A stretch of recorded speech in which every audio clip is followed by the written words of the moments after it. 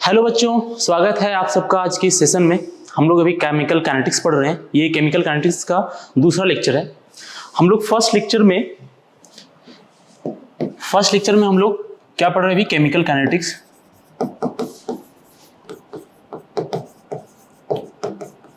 हम लोगों ने अभी फर्स्ट लेक्चर में, जो पिछले लेक्चर में हम लोगों ने पढ़ा है, क्या पढ़ा है? Rate of reaction. बेसिकली हमें केमिकल काइनेटिक्स इस चैप्टर में जो पढ़ना है उसे एक बार पहले लिख लेते हैं। हमारा जो पहला टॉपिक है वो क्या है? Rate of reaction.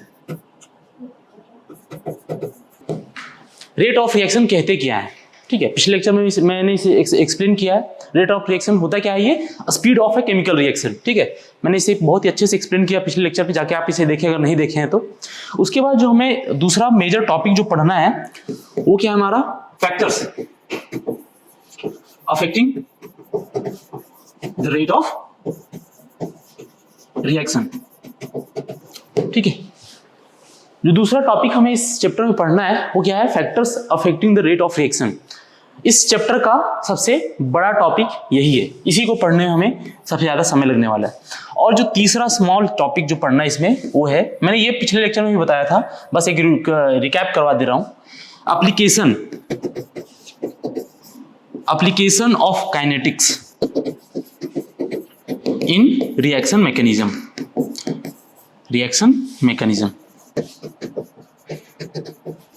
ठीक है, आप लोगों ने अगर क्लास 12 का अगर ऑर्गेनिक केमिस्ट्री पढ़े होंगे, haloalkanes and haloarenes, तो उसमें आपने दो रिएक्शन मैकेनिज्म पढ़ा होगा आप लोगों ने, एक SN1 और दूसरा SN2। ठीक है, SN1 SN2, इसे यूनिमोलिकुलर कहते हैं। ऑर्डर इसमें 1 होता है और इसमें ऑर्डर 2 होता है। ये जो 1 है और ये 2 है, इसे हम क्या कहते हैं? ऑर्डर। ठीक है, और ये हमें पता चलता है रिएक्शन मैकेनिज्म से, और उस रिएक्शन मैकेनिज्म को डिटरमाइन करने में काइनेटिक्स का यूज किया जाता है। ठीक है, और जो ये ऑर्डर नया टर्म अभी यहाँ पे जो आया है, मैं इसे आज इसी को इस चैप्टर में, इस सेशन में आज हम बेसिकली ऑर्डर्स के बारे में ही अच्छे से पढ़ेंगे। ठीक है, तो ये मेरा केमिकल काइनेटिक्स का मेजर 3 टॉपिक्स हैं। तो इस चैप्टर का ये मेरा 3 मेजर टॉपिक है। ठीक है, जिसमें से पहला लेक्चर जो है उसमें मैंने इसको काफी अच्छे से कंप्लीट कर लिया है। Rate of reaction, or average, ठीक है, आर इंस्टेंटेनियस, ठीक, rate of disappearance, rate of appearance. ठीक है, तो जो पहला टॉपिक है वो हमारा कंप्लीट हो चुका है। आज हम शुरू करेंगे इसको, factors affecting the rate of reaction. आज का टॉपिक क्या है हमारा? Factors affecting the rate of reaction.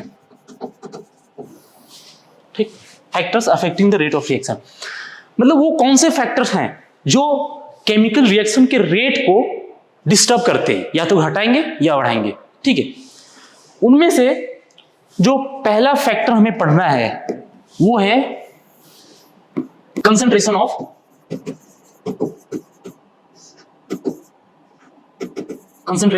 Reactant. उसके बाद जो दूसरा मेजर फैक्टर हमें पढ़ना है वो है हमारा टेम्परेचर, कि जी जो केमिकल रिएक्शन हो रहा है वो किस टेम्परेचर पे हुआ है। ठीक है, टेम्परेचर बहुत ही स्ट्रांगली अफेक्ट करता है केमिकल रिएक्शन को। जनरली होता है ये कि जब टेम्परेचर बढ़ाओगे तो रिएक्शन का जो रेट है, केमिकल रिएक्शन का जो वेलोसिटी है वो बढ़ जाता है। ठीक है, वो मैं पढ़ूंगा वहाँ, जो हम लोग आएंगे जब इस पे, तो वहाँ पे हम लोग पढ़ेंगे। इसमें बेसिकली हमें पढ़ना पड़ता है क्या? एक अर्हेनियस इक्वेशन। ठीक है, जब आएंगे तो हम इसके बारे में डिस्कस करेंगे वहाँ पे। तीसरा जो है वो है हमारा क्या? नेचर ऑफ रिएक्शन, जो मोस्ट प्रोबेबली कल शुरू होगा। आज हम इसके ऊपर चर्चा करेंगे, उसके नेक्स्ट क्लास में नेचर ऑफ रिएक्शन पे आएंगे। ठीक है, और जो लास्ट हमारा फैक्टर है वो है कैटालिस्ट। इसके बारे में आप लोग को थोड़ी बहुत तो इसके बारे में नॉलेज होगा ही। कैटालिस्ट, जैसे दूध को दही जब बनाना होता है उसमें हम क्या डालते हैं? खटाई। बट वो दूध से दही बनने का प्रोसेस थोड़ा स्लो होता है। जब हम उसमें फिर से एक्स्ट्रा दही, पुराना वाला दही उठा मिला देते हैं, तो दूध से दही बनने का प्रोसेस क्या होता है? बढ़ जाता है, क्योंकि जो दूध से दही बनाने का जो काम करता है वो क्या करता है, बैक्टीरिया उस काम को करता है। और दही में ऑलरेडी पहले से बैक्टीरिया रहता है, तो हम एक्स्ट्रा उसमें जैसे ही मिलाते हैं दूध क्या होता है हमारा दही में कन्वर्ट हो जाता है। हमें एक्स्ट्रा कैटलिस्ट की आवश्यकता पड़ती है, ठीक है। तो कैटलिस्ट क्या करता है, हमारा रेट ऑफ रिएक्शन को बढ़ाता भी है और रेट ऑफ रिएक्शन को घटाता भी है, ठीक है। आप लोगों ने अभी तक पढ़ा होगा शायद, रेट ऑफ रिएक्शन को हमेशा क्या करता है, कैटलिस्ट बढ़ाता है, लेकिन इसे ऐसे को क्या कहते हैं हम, पॉजिटिव कैटलिस्ट या पॉजिटिव कैटालाइसिस। लेकिन यहां पे मैं बताऊंगा आपको कि रेट ऑफ रिएक्शन को घटाने वाले भी कैटलिस्ट होते हैं, ठीक है। इसको क्या कहते हैं हम, नेगेटिव कैटलिस्ट या नेगेटिव कैटालाइसिस, ठीक। नेचर ऑफ द रिएक्शन, ये जब आएंगे तो इसके ऊपर चर्चा करेंगे, मोस्ट प्रोबेबली ये 2 क्लास लेगा, ठीक है। टेम्परेचर, जनरली टेम्परेचर क्या होता है, रेट ऑफ रिएक्शन क्या होता है, टेम्परेचर के साथ बढ़ता है, ठीक है। जनरली टेम्परेचर के साथ रेट ऑफ रिएक्शन बढ़ता ही है, बहुत ही रेयरली ऐसा कोई केमिकल रिएक्शन मिलेगा जो रेट ऑफ रिएक्शन के साथ टेम्परेचर के साथ उसका रेट जो है वो घटेगा, ठीक। आइए हम आते हैं अपना पहला टॉपिक किस पे, कंसंट्रेशन ऑफ रिएक्टेंट पे, ठीक।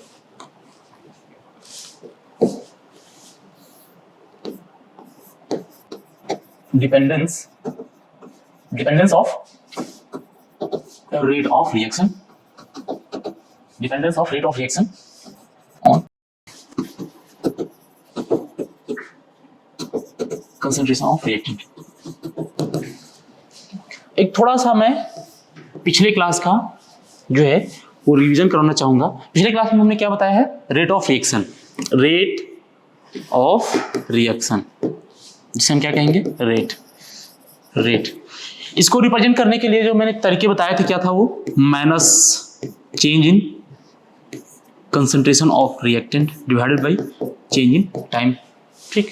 ये रिएक्टेंट के रिस्पेक्ट में माइनस आता है, और जब इसको हम प्रोडक्ट के रिस्पेक्ट में लिखेंगे तो क्या हो जाएगा हमारा, बेसिकली ये क्या हमारा rate of appearance and rate of disappearance. जब अगर कोई केमिकल रिएक्शन में रिएक्टेंट का स्टोइकियोमेट्रिक कोएफिशिएंट 1 से अधिक रहेगा तो जो स्टोइकियोमेट्रिक कोएफिशिएंट होता है हम उससे यहाँ पे डिवाइड कर देते हैं, ठीक। उसे हम क्या करते हैं, यहाँ पे डिवाइड कर देते हैं। ये मैंने पिछले लेक्चर में बहुत ही अच्छे से बताया है, ठीक। तो ये rate of appearance and disappearance क्या बन जाता है हमारा, रेट ऑफ रिएक्शन। और दूसरा जो ये तो एवरेज वाला था, और दूसरा हमने बताया था पिछले लेक्चर में वो क्या था, रेट इंस्टेंटेनियस, ठीक। क्या था, माइनस dr बाई dt, ठीक है, dr by dt, dp by dt, ठीक। ये क्या था हमारा, ये था हमारा इंस्टेंटेनियस रेट ऑफ रिएक्शन, ठीक है। आइए अब हम आते हैं कि रेट ऑफ रिएक्शन है वो कंसंट्रेशन से कैसे रिलेटेड है। बेसिकली यहां जो हम बात करेंगे वो बात करेंगे किसका, रिएक्टेंट का कंसंट्रेशन का। यहाँ पे जो हमने ले रखा था वो एक रिएक्टेंट R से प्रोडक्ट P में जा रहा है, ठीक है। तो अब हम इस टॉपिक में पढ़ेंगे कि जो रेट ऑफ रिएक्शन है, ठीक है, जो रेट ऑफ रिएक्शन है वो रिएक्टेंट की कंसंट्रेशन पे कैसे डिपेंड करता है, ठीक है। इसके लिए हमें पढ़ना है क्या, एक लॉ जिसे कहते हैं रेट लॉ, ठीक। हमें इसमें क्या पढ़ना है, एक रेट लॉ। हम इसका स्टेटमेंट पहले लिखते हैं, उसके बाद फिर इसके एग्जांपल के साथ इसके एक्सप्लेनेशन पे आएंगे, ठीक है। रेट लॉ ये एनसीईआरटी बुक में भी लिखा हुआ है, आप लोग वहां से भी चाहे तो लिख सकते हैं इसे, ठीक। Rate law is,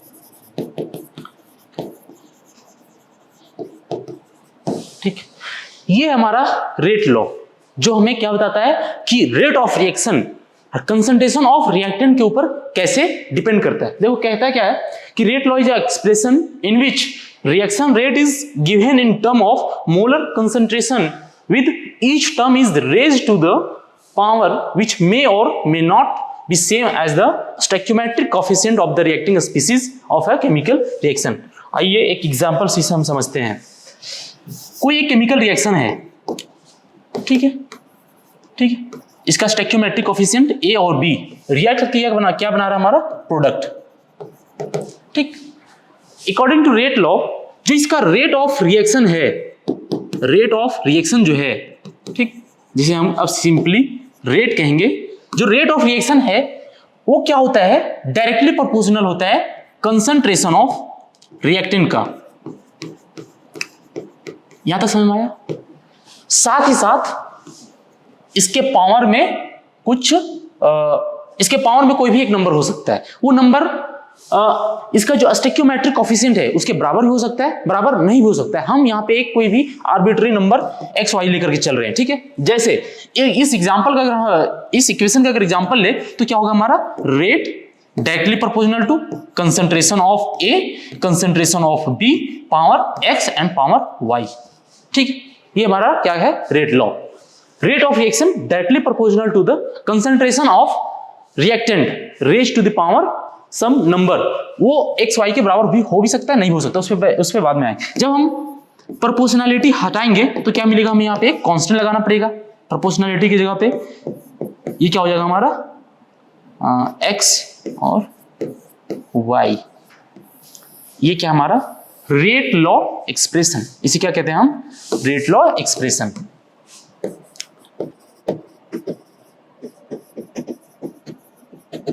rate law expression, ठीक। और यहां पे जो हमने के इंट्रोड्यूस किया है इसके बारे में हम अभी आने वाले समय में भी पढ़ेंगे, ठीक है। इसे हम यहां पे सिर्फ इसका नाम बता दे रहे हैं, इसे हम कहते हैं रेट कांस्टेंट, ठीक। इस इक्वेशन में से जो सबसे डिफिकल्ट आप लोगों को जो लग रहा होगा वो है एक्स और वाई, ठीक है। क्योंकि आप लोगों ने अभी तक शायद पढ़ा होगा कहीं पे अगर रेट लॉ, तो आप लोगों ने पढ़ा होगा कि जो रेट होता है वो क्या होता है, directly proportional of concentration of A to the power A, जिसका स्टोइकियोमेट्रिक कोएफिशिएंट है, और बी का पावर बी, ठीक है। आप लोगों ने ये पढ़ रखा होगा अभी तक, ठीक। आप लोगों ने ये पढ़ रखा होगा, मैंने पढ़ा ये दिया, और आपके दिमाग में शायद कंफ्यूजन बना भी होगा कि कौन सही है। तो सही दोनों है, ठीक है, लेकिन दोनों कब सही होंगे ये डिपेंड करेगा उस केमिकल रिएक्शन के ऊपर, ठीक है। कि वो केमिकल रिएक्शन अगर सिंगल स्टेप केमिकल रिएक्शन रहा, अगर एलिमेंट्री रिएक्शन कि अगर वो केमिकल रिएक्शन एक ही स्टेप में अगर कंप्लीट हो जा रहा है तो उस केस में ये वाला ऑर्डर फॉलो होगा, और अगर यदि वो कॉम्प्लेक्स रिएक्शन रहा तो ये रेट लॉ फॉलो होगा, ठीक है, जिसके ऊपर अभी हम बाद में आएंगे, ठीक। ये समझ में आया, ये रेट लॉ है हमारा। अब यहां पे जो x और y है, x एंड y, ठीक है, इसे हम क्या कहते हैं, ये है हमारा order with respect to a and b respectively, ठीक है। a के रिस्पेक्ट में ऑर्डर x है, b के रिस्पेक्ट में ऑर्डर y है, ठीक है। x और y को क्या कहते हैं, ये ऑर्डर है with respect to particular reactant, ठीक है। सिमिलरली अगर यहां पे मैं x की जगह पे a या b मान सकते हैं, ठीक। और जब हम x प्लस y कर देंगे तो ये क्या हमारा मिल जाता है, ऑर्डर ऑफ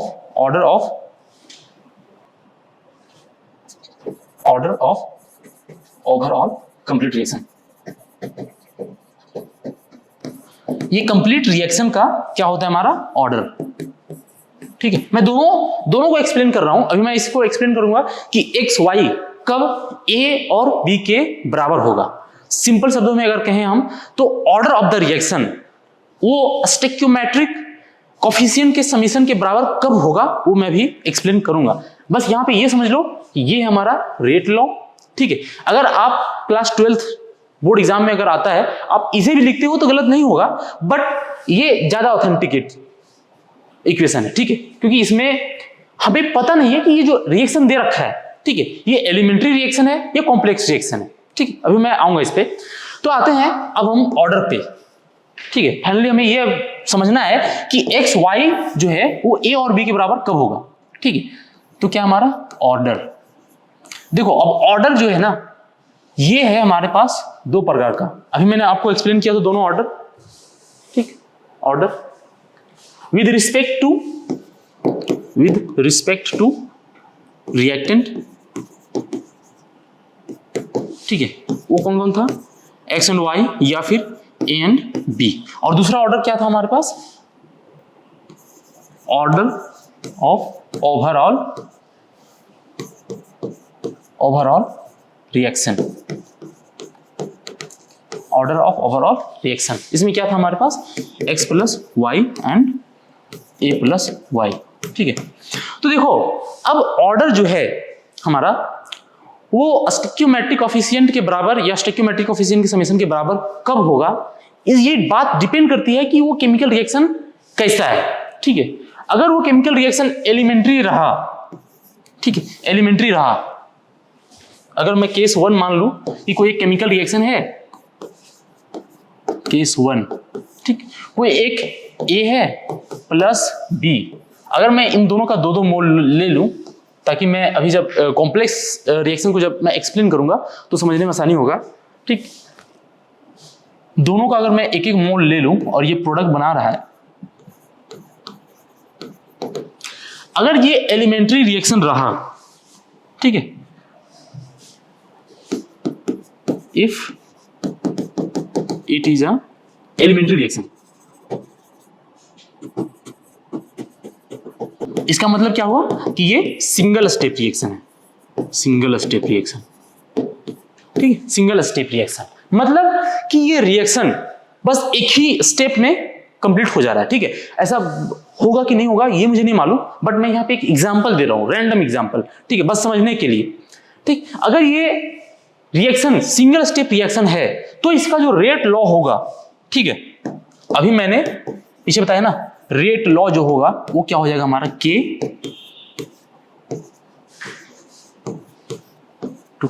अब फिर तुम्हारे दिमाग में सवाल उठेगा कि सर अभी आपने बताया कि जो रेट लॉ है उसमें जो कंसंट्रेशन का जो पावर है वो कोई भी एक नंबर x और y आपने ले रखा था, और यहां भी आपने तुरंत क्या किया, उसकी जो पावर की वैल्यू है वो स्टोइकियोमेट्रिक कोफिशिएंट के बराबर ले लिया।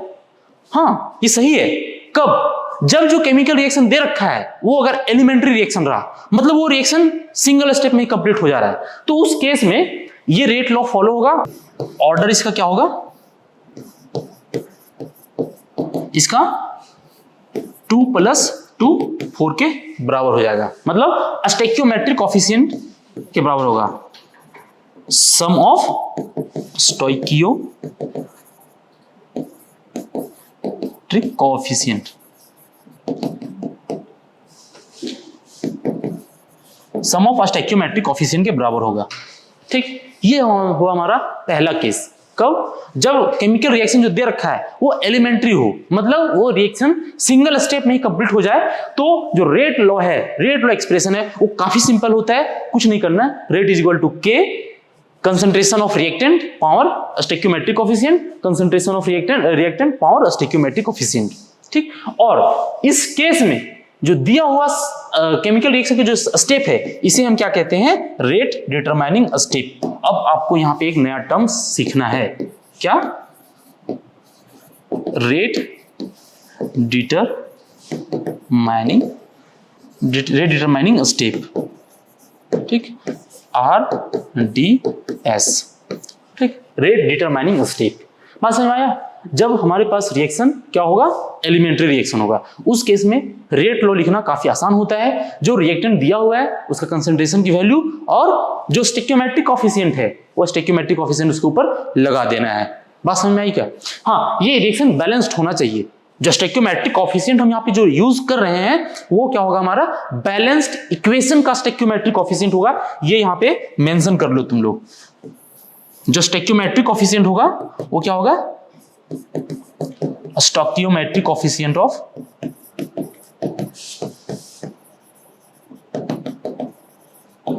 Of balanced chemical equation.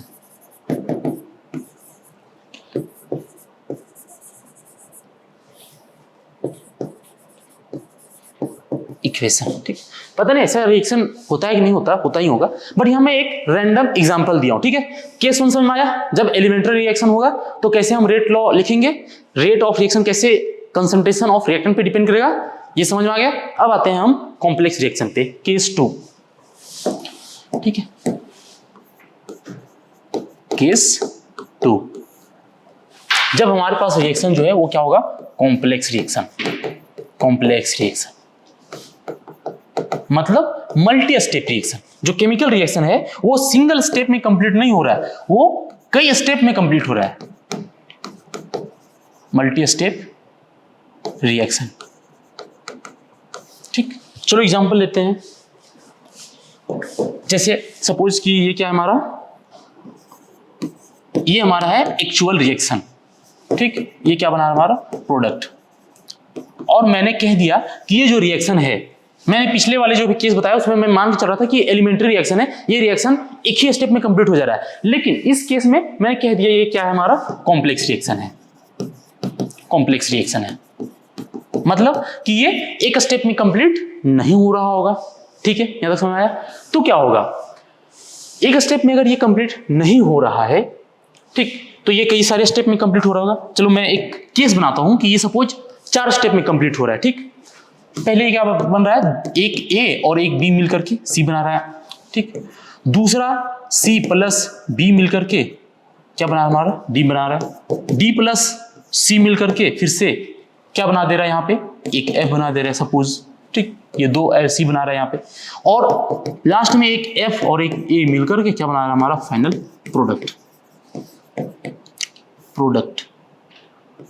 ठीक ठीक, तो इनमें से हम अब जो रेट लॉ इक्वेशन है वो कैसे लिखेंगे, उसके लिए हमें पता होना चाहिए क्या, rate determining step in complex reaction, in multi step reaction. Rate equation, rate law equation को लिखने के लिए आपको पता होना चाहिए कि कौन सा स्टेप जो है वो क्या है हमारा रेट डिटरमाइनिंग स्टेप है। अब रेट डिटरमाइनिंग स्टेप कहते किसे हैं, इसके लिए मैं एक एग्जांपल देना चाहता हूं आपको। सपोज करो कि आप लोग 4 फ्रेंड्स हो, ठीक है, और आप लोगों को कहीं घूमने के लिए जाना है।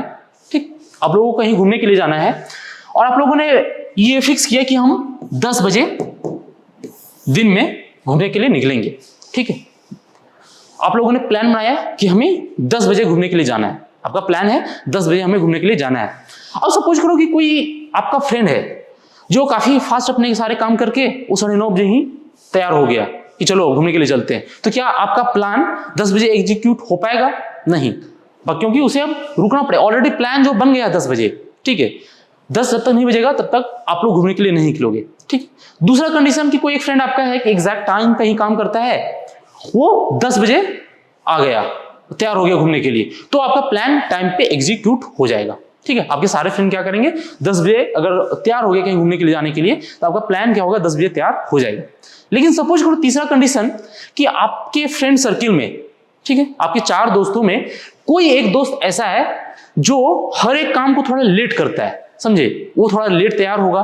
और अगर यदि वो 10 बजे की जगह पे वो 10:05 पे तैयार होता है और 5 मिनट ये क्या करता है, लेट हो जाता है, तो क्या आप अपना प्लान टाइम पे एग्जीक्यूट कर पाओगे? नहीं, आपको क्या करना पड़ेगा, अपने दोस्त के लिए 5 मिनट आपको अपना प्लान को डिले करना पड़ेगा। मतलब कहने का ये है कि आपका जो प्लान है वो टाइम पे एग्जीक्यूट होगा या नहीं होगा, ये डिपेंड करता है कि आपके फ्रेंड सर्किल में कौन सा दोस्त ऐसा है जो लेट काम करता है। अगर जो स्लो काम करने वाला दोस्त है, अगर वो टाइम पे आ जाता है तो आपका आपका जो प्लान है वो टाइम पे एग्जीक्यूट हो जाएगा। और वो लेट करता है, ठीक है, तो आपका प्लान फाइनली क्या होगा, लेट होगा। मतलब ये है कि जो प्लान का एग्जीक्यूशन है वो डिपेंड किस पे कर रहा है, आपका जो स्लो दोस्त है उसके ऊपर। सिमिलरली यहाँ केमिकल रिएक्शन में भी होता है कि अगर कोई भी केमिकल रिएक्शन, कोई भी complex reaction, multi step reaction कई सारे स्टेप में अगर कंप्लीट हो रहा है, तो इनमें से वो स्टेप जो स्लोएस्ट स्टेप है, ठीक है, इनमें से वो स्टेप जो स्लोएस्ट स्टेप है,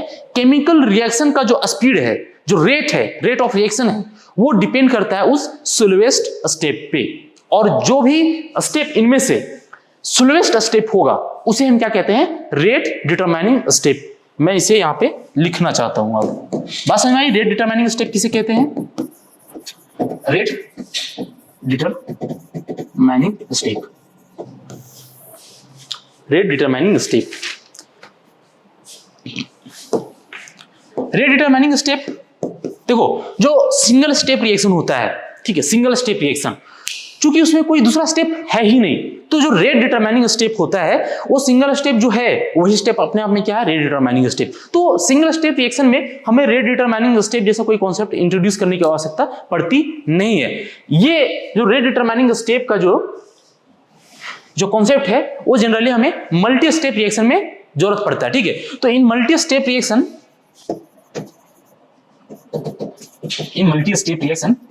the slowest step, the slowest step, the slowest step on which the slowest step on which the rate of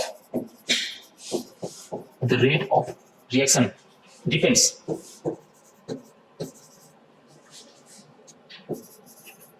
is known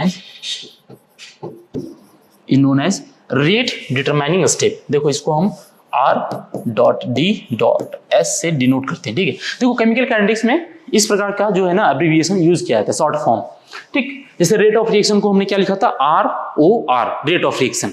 rate determining step को RDS से डिनोट किया जाता है, ठीक है। Is known as rate determining step, rate determining step. बात समझ में आई, RDS। बात समझ में आया कि रेट डिटरमाइनिंग स्टेप किसे कहते हैं, जो मल्टी स्टेप रिएक्शन में जो स्टेप स्लोएस्ट होता है उसे हम क्या कहते हैं, रेट डिटरमाइनिंग स्टेप। और जो फाइनल रेट लॉ इक्वेशन लिखा जाता है वो रेट डिटरमाइनिंग स्टेप के अकॉर्डिंग टू ही लिखा जाता है। जैसे अब मैं इस एग्जांपल में मैंने एज्यूम कर लिया क्या कि जो जैसे ये कितने 4 इक्वेशन 4 स्टेप में हो रहा है, ठीक, 4।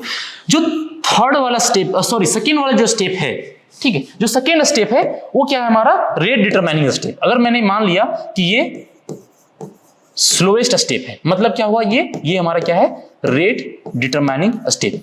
देखो मैंने भी पिछले केस में क्या बताया तुम्हें, सिंगल स्टेप रिएक्शन में रेट लॉ जो है वो हम डायरेक्ट, ठीक है, रेट लॉ जो है वो हम डायरेक्ट लिख देते हैं, ठीक।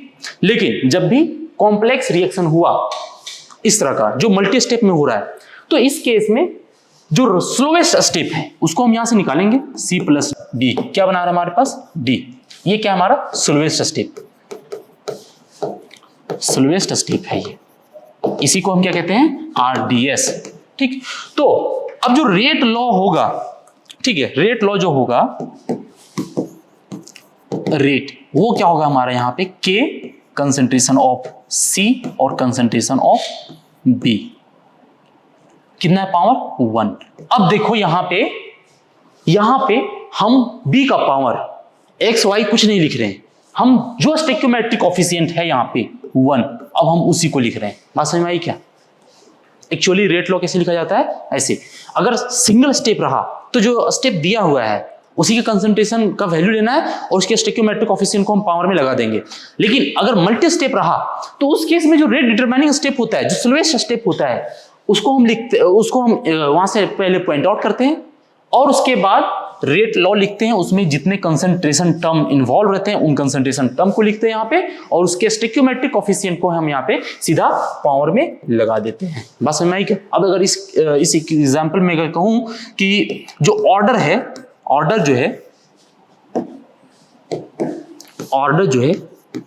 ऑर्डर विद रिस्पेक्ट टू, अगर बी में पूछो तो क्या है हमारे यहाँ पे 1, ठीक, राइट। तो इसका मतलब क्या हुआ कि ये जो रेट लॉ इक्वेशन है, ये रेट लॉ इक्वेशन सिर्फ इसका नहीं है, ये रेट लॉ इक्वेशन हमारा ओवरऑल जो रिएक्शन था, मेन इक्वेशन, ठीक है, ये इसका है रेट लॉ इक्वेशन है, ठीक, ये इसका रेट लॉ इक्वेशन है, ठीक।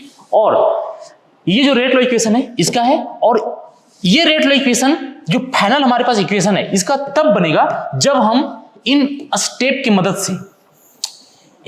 मदद से जो कंसंट्रेशन C है, ठीक है, कंसंट्रेशन C की वैल्यू निकाल करके जब हम इसमें पुट कर देंगे तो जो फाइनल हमारे पास इक्वेशन बनेगा, ठीक है, जो फाइनल हमारे पास इक्वेशन बनेगा, rate is equal to K and concentration, पता नहीं कितने टर्म्स आएंगे, ये जो है हमारा final rate equation of this chemical equation कहलाएगा, ठीक है।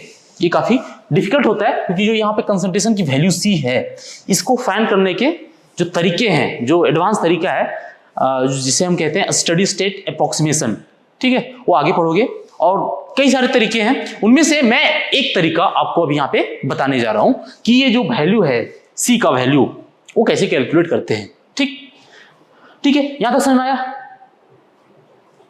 आया, इसमें से मैं तुम्हें जो समझाने की कोशिश कर रहा था वो क्या था, और ये रेट लॉ, ठीक है।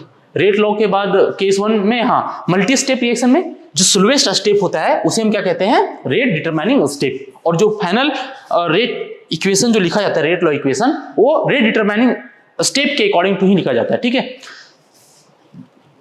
अब एक एग्जांपल लेते हैं, इसे बाद में लेंगे, अभी फिलहाल हम एक दूसरा एग्जांपल लेते हैं। जैसे मैंने भी बताया कि अगर सिंगल स्टेप रहा तो कोई दिक्कत ही नहीं है, रेट लॉ आराम से हम लिख देंगे, ठीक। लेकिन अगर यदि वो रिएक्शन मल्टी स्टेप रिएक्शन है, ठीक है, तो उस केस में रेट लॉ लिखना डिफिकल्ट होता है। फिर भी मैंने तुम्हें एक एग्जांपल के साथ देके बताया कि हम उसको पहले ये पता करेंगे कि ये मल्टी स्टेप रिएक्शन है, तो इसमें से कौन सा स्टेप हमारा स्लोएस्ट स्टेप है, और फिर उसके अकॉर्डिंग टू हमारा आसानी से उसका रेट लॉ लिख सकते हैं उस ओवरऑल केमिकल रिएक्शन का। एक एग्जांपल लेता हूं मैं यहाँ पे, ठीक है। एग्जांपल है हमारे पास, ठीक है, हमारे पास एग्जांपल है 2NO प्लस O2। ये क्या बना रहा है हमारा, NO2, 2 मोल, ठीक है। अब मैं अगर तुमको पूछूं कि इस केमिकल रिएक्शन का रेट लॉ लिखो, रेट लॉ इक्वेशन लिखो, तो कैसे लिखोगे? सिंपल है, रेट इज इक्वल टू क्या करोगे, के NO का पावर 2 O2 का पावर 2, ठीक है, पावर 1 कह दोगे कि सर ये रहा इसका रेट लॉ इक्वेशन, ठीक। बट ये रेट लॉ इक्वेशन तुम लिखे कैसे? क्योंकि सर जो स्टोइकियोमेट्रिक कोएफिशिएंट है मैंने उसके पावर में लगा दिया, NO का स्टोइकियोमेट्रिक कोएफिशिएंट 2 था और O2 का स्टोइकियोमेट्रिक कोएफिशिएंट 1 था, दोनों का लगा दिया, सिंपल रेट लॉ इक्वेशन आ गया। बट ये रेट लॉ इक्वेशन सही है, लेकिन जो तुम्हें दिमाग लगाया अपना कि जो रिएक्टेंट का कंसंट्रेशन का जो लिखा है वो लिख दिया और उसके जो स्टोइकियोमेट्रिक कोएफिशिएंट है उसे पावर में लगा दिया, ये कॉन्सेप्ट गलत है। क्योंकि तुम्हें देखने से लग रहा है ये सिंगल स्टेप रिएक्शन, बट ये एक मल्टी स्टेप रिएक्शन है, ठीक, मल्टी स्टेप रिएक्शन, ठीक है। तो अब फिर सवाल आएगा कि आखिर इसका एग्जैक्ट रेट लॉ इक्वेशन होगा कैसे? फाइनल आंसर जो है इसका वो आएगा यही, बट तूने जो तरीका लगाया कि तूने जो सोचा कि ये सिंगल स्टेप रिएक्शन है, जो स्टोइकियोमेट्रिक कोएफिशिएंट है मैंने उसको डायरेक्ट पुट कर दिया और आंसर ले आया, ये तरीका गलत है, क्योंकि ये क्या है, मल्टी स्टेप रिएक्शन। चलो आते हैं अब इसके थोड़ा सा रिएक्शन मैकेनिज्म के ऊपर, ठीक है। हाँ देखो होता क्या है, एक NO, ठीक है, ठीक है, तो ये था हमारा मल्टी स्टेप रिएक्शन का एक एग्जांपल। अब इसका एक जनरल इक्वेशन एग्जांपल था, ये एक मैंने एक जनरल एग्जांपल लिया, अब इसका एक रियल एग्जांपल देने जा रहा हूं, ठीक है। जैसे इस क्वेश्चन को अभी बाद में हम करेंगे,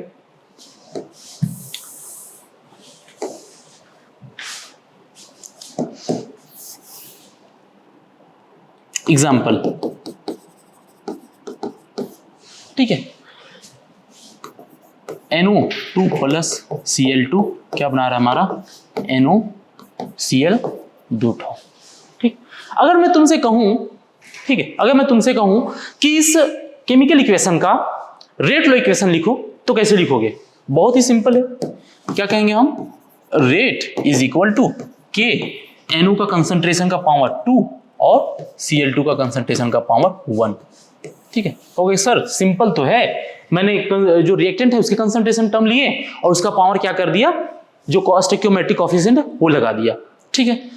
और बात ये है कि ये जो रेट इक्वेशन जो तुम लिखे हो ये सही भी है, ठीक है, फिर भी इसमें प्रॉब्लम है। प्रॉब्लम क्या है कि तूने जो सोचा कि जो ये केमिकल रिएक्शन है वो सिंगल स्टेप है और स्टोइकियोमेट्रिक कोएफिशिएंट जो रिएक्टेंट का इसी स्टेप में दिया हुआ है वो उसके पावर में लगा दिए और फाइनली हमने रेट लॉ लिख दिया। बट ये आंसर तो सही है बट मेथड गलत है। क्यों गलत है आइए मैं उस पर आता हूं। अब पहले मैं बता दूं कि ये एक मल्टी स्टेप रिएक्शन है। क्या एक मल्टी स्टेप रिएक्शन, ठीक है।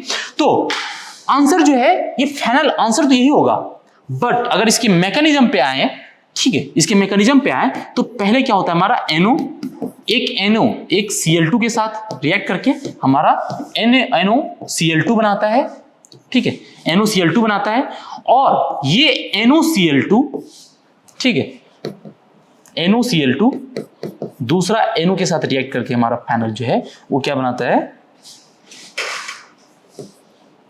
2NoCl। बात समझ में आई क्या?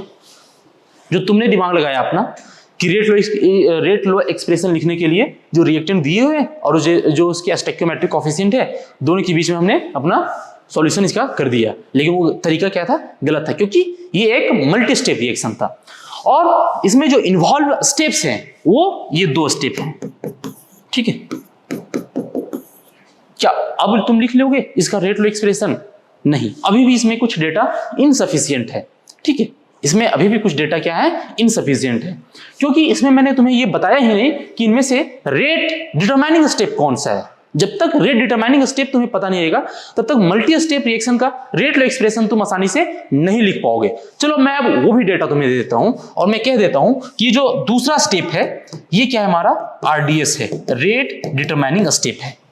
ठीक है, ये दूसरा क्या है? हमारा रेट डिटरमाइनिंग स्टेप है। ठीक है, अब क्या अब लिख लोगे तुम? आसानी से अब लिख सकते हैं।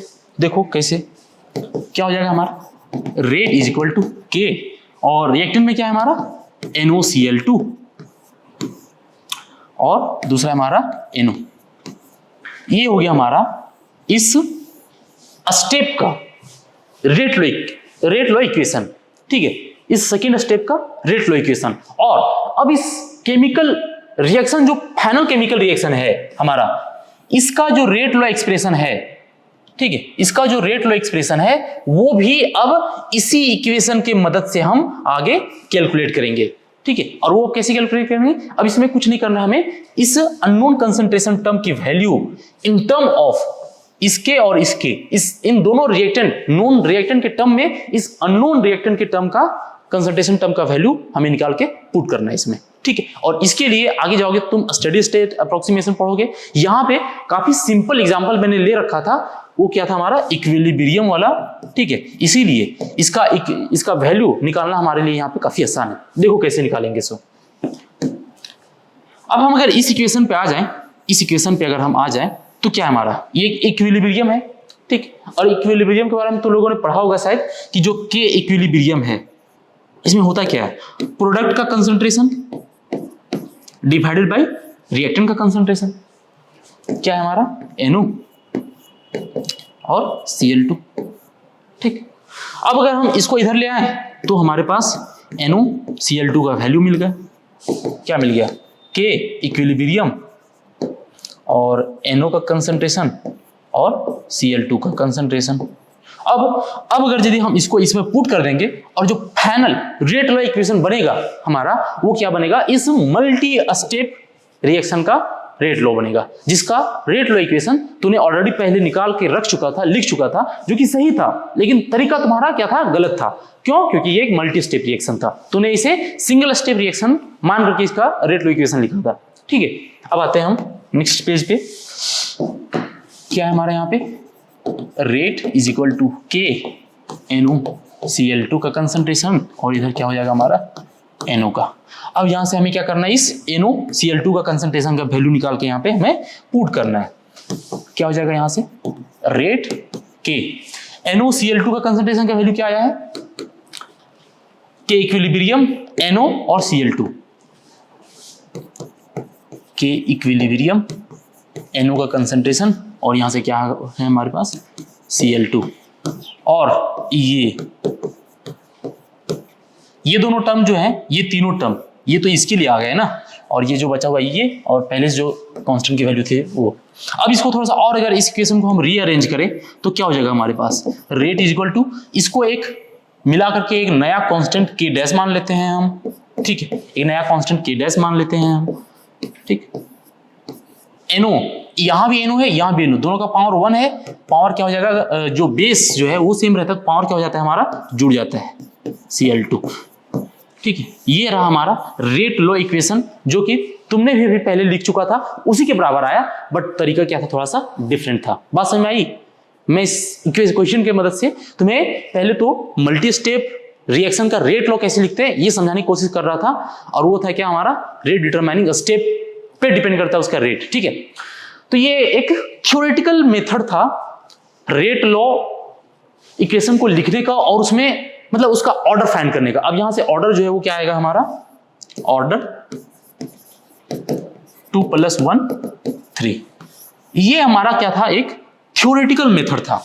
ये क्वेश्चन हो या इसके पहले जो मैंने 2 एग्जांपल ले रखे थे, ठीक है, इसके पहले मैंने जो 2 एग्जांपल ले रखे थे, ये 2 के 2 क्या थे हमारे, थ्योरेटिकल वे था ऑर्डर ऑफ द रिएक्शन को फाइंड करने का, जिसमें काफी सारे लिमिटेशंस है। तुम्हें पहले अगर मल्टी स्टेप रिएक्शन है तो उसका हर एक स्टेप पता होना चाहिए, उसमें से जो रेट डिटरमाइनिंग स्टेप है वो पता होना चाहिए। उसके बाद फिर अगर रेट डिटरमाइनिंग स्टेप के अकॉर्डिंग टू तुमने अगर रेट लॉ लिख दिया, ठीक है, तूने अगर रेट लॉ लिख भी दिया तो इसमें जो अननोन कंसंट्रेशन टर्म आ रहा है, राइट, इसका value in the term of A and B तुम्हें पता होना चाहिए, ठीक है, जो कि मैंने यहां पे किया। इस क्वेश्चन में एक नया अननोन टर्म आया ना, अननोन कंसंट्रेशन टर्म, जिसकी वैल्यू हमने ये NO और Cl2 के टर्म में निकाला यहां पे, ठीक है, और तब जाकर के हमें फाइनल रेट लॉ इक्वेशन मिला और यहां से हमें ऑर्डर मिला। लेकिन क्या ऑर्डर कैलकुलेट करने का यही तरीका हम फॉलो करेंगे? नहीं, ये काफी ज्यादा कॉम्प्लिकेटेड तरीका है। इसके लिए हमारे पास एक नया तरीका आता है, वो क्या है हमारा, theoretical way, theoretical method, sorry experimental method, experimental method, experimental method, ठीक है, एक्सपेरिमेंटल मेथड। अब इसका मैं एग्जांपल सीधा क्वेश्चन के साथ ही इसे एक्सप्लेन करने की कोशिश करूंगा। आते हैं हम पिछले स्लाइड पे, ठीक है। ये एक डेटा तुम्हें दे दिया गया है, किसका, एक केमिकल रिएक्शन का। जो केमिकल रिएक्शन क्या है हमारा यहाँ पे, 2NO + O2 = 2NO2, ठीक, 2NO2 गैस, 2NO2 गैस। मैं तुम्हें कह रहा हूं कि ये केमिकल इक्वेशन है और ये कुछ डेटा दिया हुआ है इस केमिकल रिएक्शन से रिलेटेड, ठीक है, और तुम्हें फाइंड करना है क्या, ऑर्डर इस केमिकल इक्वेशन का। तुम सिंपली कहोगे कि इसमें सोचना क्या है, रेट लॉ लगाओ और सिंपल इसका ऑर्डर निकालो। रेट = NO⁻², यहाँ क्या होगा, और O2⁻1। Simple, order 3। हाँ सही है, ये आंसर भी सही है। लेकिन एक तो पहली बात कि तुम्हें ये पता नहीं है कि सिंगल स्टेप रिएक्शन है कि नहीं। अगर तुम्हें मैं कह दूं कि ये एक सिंगल स्टेप रिएक्शन है तो ये आंसर सही है और तुम्हारा तरीका भी सही है। लेकिन अगर ये पता नहीं है कि ये सिंगल स्टेप रिएक्शन है कि नहीं, तो और अगर ये मल्टी स्टेप रिएक्शन रहा तो फिर उसके लिए तुम्हें ढूंढना पड़ेगा क्या, इसका rate determining step. Rate determining step find करने के बाद उसमें जो एक अननोन रिएक्टेंट का कंसंट्रेशन टर्म आएगा, उसको फिर नॉन रिएक्टेंट के कंसंट्रेशन टर्म में कन्वर्ट करना पड़ेगा, उसके बाद निकालोगे। इन सारे प्रॉब्लम से बचने के लिए ये केमिकल इक्वेशन है और इसके कुछ डेटा दिया गया है। हम क्या करेंगे, सबसे पहले एक जनरल रेट लॉ इक्वेशन लिखेंगे। क्या हो जाएगा यहां से, NO X और O2 Y, ये क्या है हमारा इक्वेशन 1, ये हमारा एक जनरल रेट लॉ इक्वेशन। और इस इक्वेशन में दिए गए सारे डेटा को पुट करेंगे और फाइनली सॉल्व करेंगे। देखो कैसे, यहां पे अगर तुम ध्यान से देखोगे तो ये हमारा क्या दे रखा है, रेट ऑफ रिएक्शन। कब, रेट ऑफ रिएक्शन इतना 0.096 मोल पर लीटर पर सेकेंड तब होगा जब O2 का कंसंट्रेशन 0.30 मोल पर लीटर होगा और NO का कंसंट्रेशन 0.3 मोल पर लीटर होगा। ठीक है, इस तरह से हमें यहां पे डेटा दे रखा है। ठीक है, इसे अगर ध्यान से देखोगे तो हमें दे रखा है रेट ऑफ रिएक्शन, जो कि एक एक्सपेरिमेंटल डेटा है। इसे कैलकुलेट करना तुम सीखोगे क्लास, जब ग्रेजुएशन में जाओगे और जब प्रैक्टिकल फिजिकल केमिस्ट्री का जब प्रैक्टिकल करोगे तो रेट ऑफ रिएक्शन कैसे फाइंड किया जाता है वो एक्सपेरिमेंटली तुम सीखोगे। यहां पे तुम्हें डेटा दे रखा है कि जब हम NO का कंसंट्रेशन 0.3 मोल पर लीटर और 0.3 मोल पर लीटर O2 का कंसंट्रेशन लेंगे तो उस टाइम पे इस केमिकल रिएक्शन का जो रेट है वो 0.096 मोल पर लीटर पर सेकेंड होगा। ठीक है, ये पहला तुम्हें क्या मिल गया, पहला डेटा। इसी तरह से तुम्हारे पास ये 3 डेटा है और इसके मदद से तुम्हें फाइनली x और y की वैल्यू निकालनी है। ठीक है, देखो कैसे, हमें क्या दे रखा है, रेट। ये क्या हमारा रेट, ये कंसंट्रेशन टर्म, ये भी कंसंट्रेशन टर्म, ये हमारा कांस्टेंट, इसका हमें टेंशन लेना है नहीं। अगर मैं पहला डेटा को यहां से पुट करूं, रेट क्या है हमारा 0.096। ठीक है, रेट के बाद क्या आता है k, उसके बाद यहां पे क्या है NO का कंसंट्रेशन। NO का कंसंट्रेशन क्या दे रखा है 0.3 का पावर x। दूसरा क्या है यहाँ पे O2 का कंसंट्रेशन 0.3 का पावर y। अब हम दूसरा वाला डेटा यूज करेंगे, क्या दे रखा है 0.384 के NO का कंसंट्रेशन देखो 0.6 मोलर है x और यहाँ पे 0.3 O2 का कंसंट्रेशन है। ठीक, ऐसे हम इन दो डेटा का यूज करके दो इक्वेशन बना लिए और अब हम इन दोनों को डिवाइड कर देंगे। क्या आएगा यहां से, इसे डिवाइड करोगे तो ये आएगा 4 टाइम्स में डिवाइड होगा। ठीक है, ये 1 ये 4। ठीक, ये और ये बराबर है। ठीक है, इसे कैंसिल करोगे यहाँ पे 4 आएगा, ये और ये टर्म बराबर है, कांस्टेंट कांस्टेंट कैंसिल। देखो अगर मैं इसे फिर से यहाँ पे लिखना चाहूँ तो ये 1/4 आएगा और इधर 0.3 का पावर क्या है x और नीचे भी 0.6 का पावर क्या है x। बात समझ, जब पावर सेम होता है तो बेस जो है ना उनको हम अंदर कर लेते हैं। यहां से क्या आ जाएगा 0.3/0.6 का पावर x, यहां से आ जाएगा 1/2 का पावर x। ठीक, अब देखो 1/4 इक्वल टू 1/2 का पावर क्या है x, 1/4 इक्वल टू 1/2 का पावर क्या है हमारे पास यहाँ x। ठीक है, अब देखो इसे हम क्या कर लिख सकते हैं 1/2 का पावर 2 इज इक्वल टू 1/2 का पावर x। जब बेस सेम होता है तो पावर भी क्या होते हैं आपस में इक्वल होते हैं। यहां से हमें जो x की वैल्यू है वो मिल गई क्या 2। x की वैल्यू क्या मिल गई हमें यहां से 2। बात समझ आई क्या। अब देखो फिर से हम, ये तो पहला मेथड हुआ, अब पहला और तीसरा को यूज करना। ठीक है, देखो रेट क्या दे रखा है 0.096 इज इक्वल टू NO का कंसंट्रेशन क्या है 0.3 का पावर x और O2 का क्या है कंसंट्रेशन 0.3 का पावर y। और अगर तीसरे वाले का अगर तुम देखोगे तो इसमें क्या है, रेट की वैल्यू क्या दे रखी है 0.192 इज इक्वल टू के NO का जो कंसंट्रेशन है तीसरे वाले में वो भी क्या है हमारा x और O2 का कंसंट्रेशन कितना है 0.6 का पावर y। ठीक है, डिवाइड कर देंगे, ये यहां से 2 बार में चला जाएगा। हाँ ठीक है, 1/2 यहां से आ जाएगा, यहां से ये दोनों सेम है, कांस्टेंट कैंसल। और जब पावर हमारे पास सेम होगा तो बेस क्या हो जाता है इक्वल हो जाता है। 1/2 इज इक्वल टू 0.3/0.6 का कंप्लीट पावर क्या हो जाएगा यहाँ पे y। अब इसे जब सॉल्व करोगे क्या मिलेगा यहाँ से 1/2 और 1/2 का पावर y, ये क्या है हमारा y पावर y। जब बेस सेम हो तो पावर क्या हो जाता है सेम।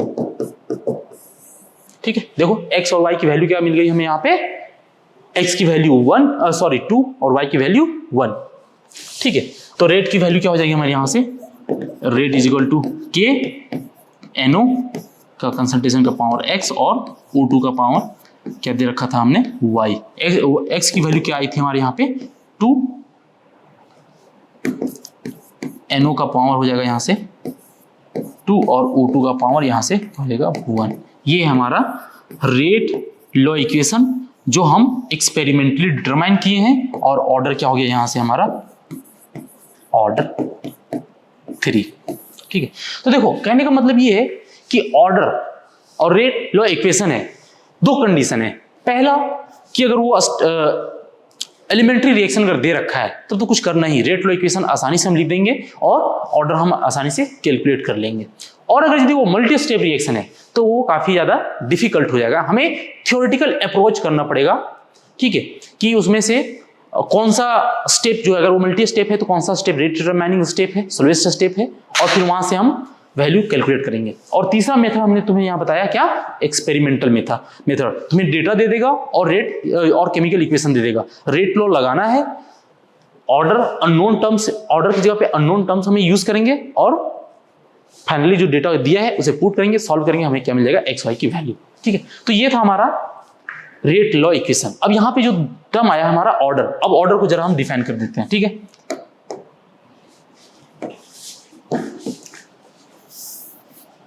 देखो ऑर्डर, ठीक है, ऑर्डर अगर यदि केमिकल रिएक्शन जो है दिया हुआ, जो केमिकल रिएक्शन है, अगर दिया हुआ केमिकल रिएक्शन एलिमेंट्री रिएक्शन होगा, if the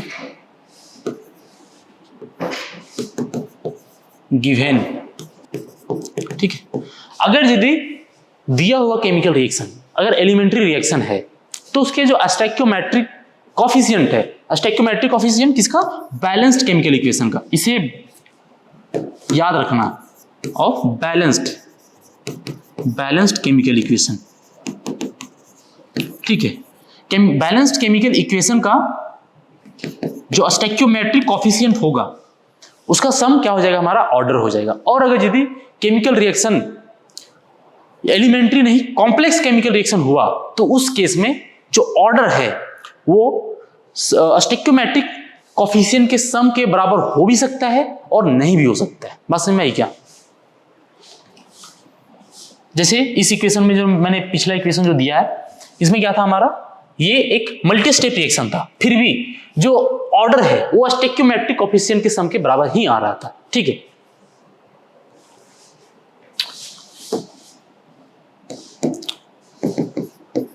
if the chemical reaction is sum of a stoichiometric coefficient,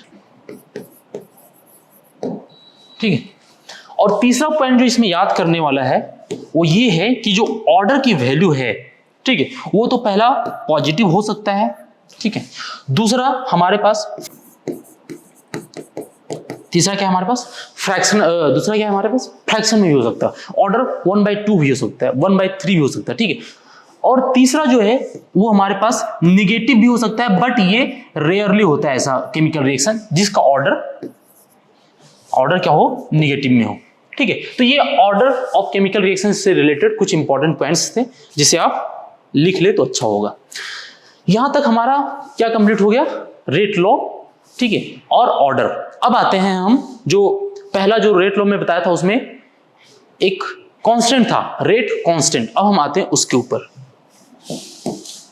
हमारा नेक्स्ट टॉपिक क्या है, रेट कांस्टेंट।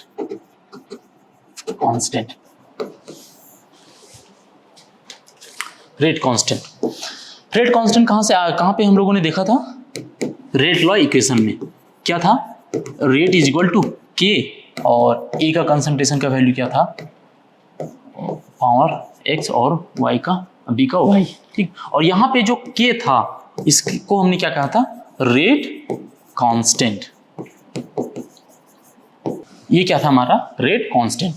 ठीक, तो अब यहां पे हमें पढ़ना है रेट कांस्टेंट का यूनिट क्या होगा, क्योंकि कई सारे केमिकल रिएक्शन में, कई सारे जो केमिकल काइनेटिक्स के कई सारे क्वेश्चन जो न्यूमेरिकल आएंगे उसमें तुम रेट कांस्टेंट का यूनिट देख करके ये बता सकते हो कि ये केमिकल रिएक्शन किस ऑर्डर का है, इस केमिकल रिएक्शन का ऑर्डर क्या होगा। ठीक है, चलो देखते हैं पहले यहां पे। ठीक, क्या हमारे पास रेट है, रेट इज इक्वल टू के, ए का पावर एक्स और बी का पावर वाई। अगर यदि हम यहां से इस कंसंट्रेशन वाले टर्म को इधर ले आए तो क्या होगा, K is equal to rate divided by concentration of A का पावर एक्स और बी का पावर वाई। ठीक है, अब इसमें से आप लोगों को रेट ऑफ रिएक्शन का जो यूनिट है वो मैंने पिछले लेक्चर में ही बता रखा है। क्या होता है रेट का यूनिट, रेट का यूनिट होता है मोल पर लीटर और पर सेकेंड। ठीक है, इसको हम यहां पुट कर देंगे। अब सीधा क्या हो जाएगा, यहां से k इज इक्वल टू ऊपर आ जाएगा मोल पर लीटर और पर सेकेंड। अब देखो यहाँ पे नीचे क्या है, ये एक कंसंट्रेशन टर्म की वैल्यू है जिसका यूनिट क्या होगा, मोल पर लीटर। मोल पर लीटर की वैल्यू क्या हो जाएगी यहाँ पे x। और जो b वाला टर्म है ये भी एक कंसंट्रेशन टर्म की ही वैल्यू है, इसका भी क्या हो जाएगा यहाँ पे यूनिट मोल पर लीटर का y। ठीक, अब यहां से क्या हो जाएगा, k इज इक्वल टू, यहां से देखो मोल का पावर x और मोल का पावर y निकलेगा।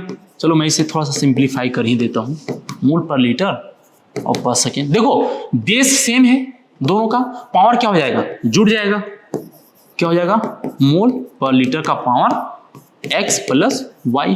ठीक है, अब ये x प्लस y जो पावर है ये मोल के ऊपर भी आएगा और लीटर पर लीटर के ऊपर भी आएगा, तो यहां से क्या हो जाएगा मोल, और ये k इज इक्वल टू मोल, इसका वैल्यू क्या है पावर 1, और नीचे से आएगा क्या हमारे पास x प्लस y। ठीक है, मोल का power 1 minus X plus Y, और इधर लीटर, लीटर की जगह पे क्या है -1 ऊपर वाले, और यहां से जब आएगा ये माइनस ऊपर जाएगा प्लस में हो जाएगा। ठीक है, प्लस और इसके साथ मल्टीप्लिकेशन में x प्लस वाई आएगा, बात समझ में आई। और जो पर सेकेंड था वो पर सेकेंड था। ये हमारा रेट कांस्टेंट के का यूनिट का, इसका क्या हम पढ़ रहे हैं यहाँ पे यूनिट का जनरल इक्वेशन। अब देखो यहाँ पे जो x प्लस वाई है ये क्या है हमारा order with respect to constant, with respect to any reactant नहीं, with respect to overall chemical reaction. पूरा कंप्लीट ओवरऑल केमिकल रिएक्शन का जो ऑर्डर है ना वो क्या बता रहा हमारा x plus Y, order of reaction. ठीक है, जिसे हम यहां पे डिनोट कर देंगे n से। n क्या हमारा order of reaction. k is equal to क्या हो जाएगा मोल। ठीक है, 1 माइनस n। चलो इसको नेक्स्ट स्लाइड में लिख देते हैं, क्या हो जाएगा यहां से k is equal to mole 1 minus n litre n minus 1 और पर सेकेंड। ये हमारा जनरल इक्वेशन किसका, रेट कांस्टेंट का। ठीक है, कई सारे जो केमिकल काइनेटिक्स के न्यूमेरिकल जब आएंगे बोर्ड एग्जाम में या कॉम्पिटिटिव एग्जाम में, तो वहां पे न्यूमेरिकल में रेट कांस्टेंट का वैल्यू दे रखा होता है और उसका न्यूमेरिकल वैल्यू के साथ साथ उसका यूनिट भी दे रखा होता है। तो अगर तुम्हें यूनिट पता होगा ना तो आसानी से तुम ये बता सकते हो कि वो जो रिएक्शन है वो किस ऑर्डर का रिएक्शन है, क्योंकि जब तुम्हें पता चल जाएगा कि रिएक्शन का ऑर्डर क्या है तो उसके बाद जो उसके आगे की कैलकुलेशन जो है ना वो काफी आसान हो जाएंगे तुम्हारे लिए। ठीक, ये हमारा general equation unit of rate constant का। अब आते हैं हम इसमें एग्जांपल लेते हैं। पहला क्या, अगर यदि n की वैल्यू 1 हुई तो 1 से पहले 0। देखो मैंने यहाँ पे जब ऑर्डर बताया था, ठीक है, तो यहाँ पे मैंने बताया निगेटिव पॉजिटिव हो सकता है ऑर्डर, फ्रैक्शन में हो सकता है ऑर्डर, निगेटिव हो सकता है ऑर्डर। यहाँ पे एक और होती है वैल्यू, ऑर्डर की वैल्यू 0 भी हो सकती है, इसे ऐड कर लेना। ठीक है, ऑर्डर की 4 वैल्यू पॉसिबल है, नेगेटिव, पॉजिटिव, फ्रैक्शन और 0 भी। ठीक है, तो अगर यदि पहला केस हमने n मान लिया क्या 0, मतलब ये क्या हमारा 0 ऑर्डर रिएक्शन, तो उस केस में जो रेट कांस्टेंट है उसकी यूनिट क्या होगी हमारा यहां से k इज इक्वल टू मोल पर लीटर पर सेकेंड। ठीक है, पास है भाई। अगर 0 ऑर्डर रिएक्शन रहा तो दूसरा एग्जांपल हम ले लेते हैं n इज इक्वल टू 1, इसे हम क्या कहते हैं फर्स्ट ऑर्डर रिएक्शन। देखो ऑर्डर जो होता है ना वो किसी भी केमिकल रिएक्शन का एक स्पेसिफिक प्रॉपर्टी को शो करता है, राइट। ऑर्डर पता चल जाने के बाद उस केमिकल रिएक्शन के कई सारे जो वैल्यूज हैं उसे आसानी से तुम कैलकुलेट कर सकते हो। ठीक, n इक्वल टू अगर 1 रहा तो क्या हो जाएगा यहाँ से k की वैल्यू 1 माइनस 1 0, 1 माइनस 1 0, k की वैल्यू सिर्फ और सिर्फ सेकेंड में आ जाएगी। ठीक है, अगर यदि तीसरा अगर एग्जांपल मैं ले लूं यहाँ पे कि n की वैल्यू अगर यदि यहाँ से 2 हुआ तो इसे हम क्या कहते हैं सेकेंड ऑर्डर रिएक्शन। ठीक, k का क्या हो जाएगा वैल्यू पर मोल, तुम लोग कैलकुलेट कर लेना खुद से। यहां से क्या आ जाएगा हमारा लीटर और पर सेकेंड। चौथा एक और एग्जांपल मैं ले लेता हूं लास्ट। अगर यदि n की वैल्यू हमने 3 ले लिया, ठीक है, n की वैल्यू हमने अगर 3 ले लिया तो क्या हो जाएगा यहाँ पे, ये third order reaction, third order reaction, third order reaction. इसके लिए क्या हो जाएगी वैल्यू, मोल की वैल्यू -2, ठीक है, -2 और लीटर की जो पावर होगा 2 हो जाएगा और पर सेकेंड, ठीक। ये हमारा रेट कांस्टेंट और उसके यूनिट्स, ठीक, इंपॉर्टेंट है। कई जगह पे ये क्वेश्चन डायरेक्ट भी पूछा जाता है कि फर्स्ट ऑर्डर रिएक्शन कांस्टेंट का यूनिट क्या होगा वो बताएं, ठीक है। अब हम फिर मिलेंगे नेक्स्ट लेक्चर में, आज के लिए इतना ही, थैंक यू।